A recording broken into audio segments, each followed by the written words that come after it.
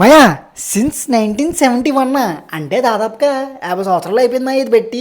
అసలు ఏం పెట్టారు, ఏం పెట్టి 50 సంవత్సరాలు అయిపోయిందంటారా? చెప్తాను నేను మయా, కంగారు పడకు. ఇది వచ్చేసి కొండాపూర్లో ఉన్న అప్సరా ఐస్ క్రీమ్ బ్రాంచ్ అనమాట.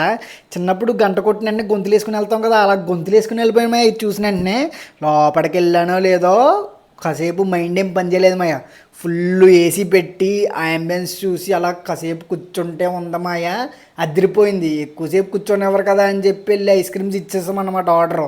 ఏమి ఇచ్చామంటే ఫస్ట్ వచ్చేసి నేరేడు పండు అంట. ఇది ఇంగ్లీష్లో ఏదో రాసాడు, మనకు అర్థం కాలే.